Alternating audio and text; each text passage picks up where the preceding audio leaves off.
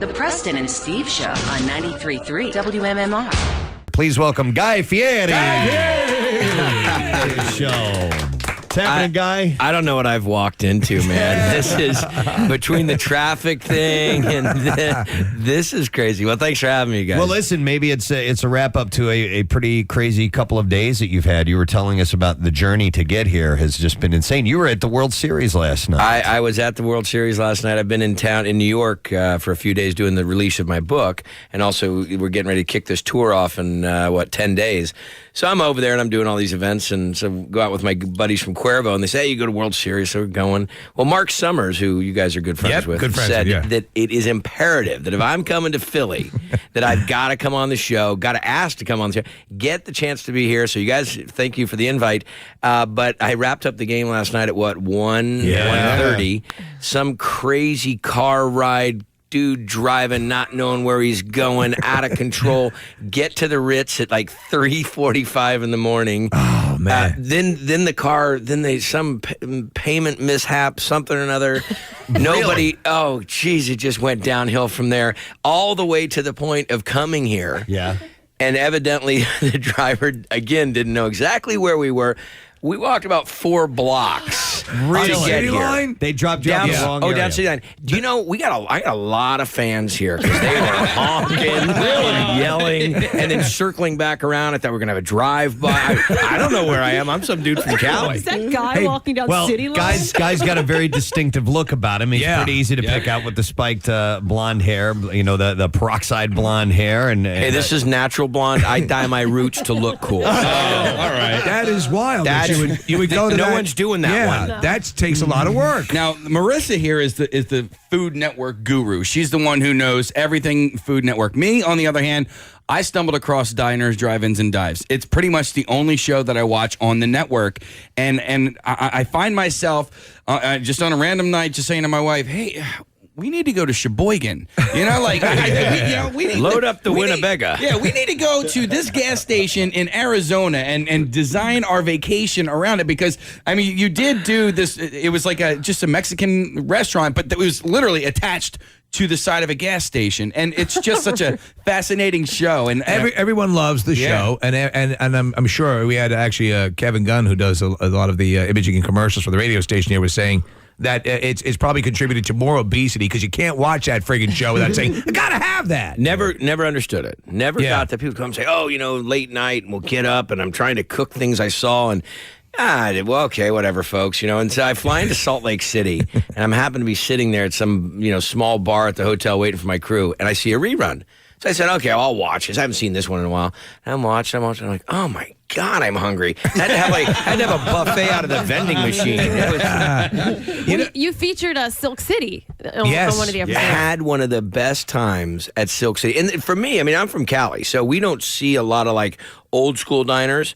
And so then I come up to it, I think, okay, well, here's the old school diner. And then you walk in, and there's a Velvet Elvis. And I knew that it was going to be a strange day. Right. And now, how many diners have you visited in the course of doing the show and the book and everything? It has to be hundreds by now. 600,000 or 700,000, I feel like. At least that's what and I think we've done a little over 325, something like that. But we've traveled. Last year, we traveled over 100,000 miles with that. 100,000 miles. All in that car, Casey, you introduced me to the show, and as soon as you told me about it, I knew that I wanted to watch it. And the appeal for me is similar to the appeal of the show Three Sheets. We've had Zane Lamprey on our show a number of times, and it's just, you're doing really cool things, but it's a travel log on top of all of it. And this country has so much to offer. There's so many different places to go and see that it's just got to be a blast sampling the local culture and the local flavors in the same show.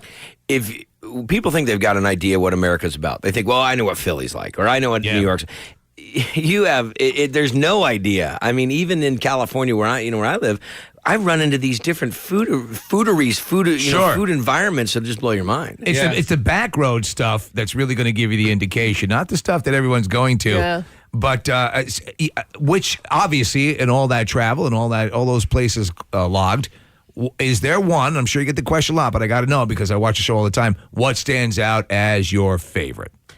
Well, it kind of is like the song of the day. You know, like, what's your favorite What's song your favorite today? now? You know, we shot a place in Chicago called Vito and Nick's, and I'm not a Chicago deep dish pizza kind of guy. I don't like it all chewy and bready. I like it thin and crispy and almost. Dude, me too. Okay, yes, so that's how I play with pie. Absolutely. And the reality of it is they said, oh, we're going to shoot a pizza joint. I'm like, no way, no Chicago pizza. There's certain things I don't want to shoot. Yeah. Chocolate, I don't like chocolate, so I don't want to shoot joints and say, hey, we make the biggest chocolate sundae in the world or whatever. But that's one of them. But I mean, I'm not kidding you. We go through about 50 joints to get one.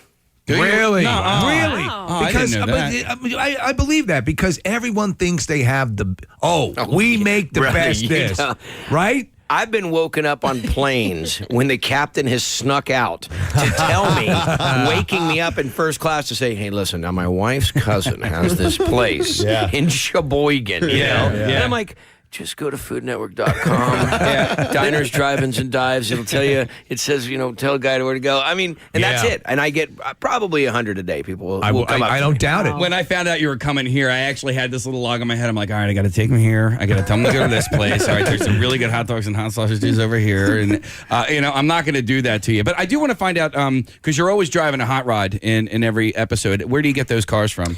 Well, when we first started the show, we used 7 different cars. And it took us like 2 weeks to shoot that first episode. The producer's really crazy. So when we went to different towns, he got car clubs to let me use the different cars. Well, then when the show got picked up for series, he said, what do you want to drive? I said, well, I'm a Chevy guy. So they went out and got the Camaro. But it's really only the red Camaro. Once in a while, you'll see my black Cobra in there, but that's Is that yours? That's okay. I got a great story about that one, too.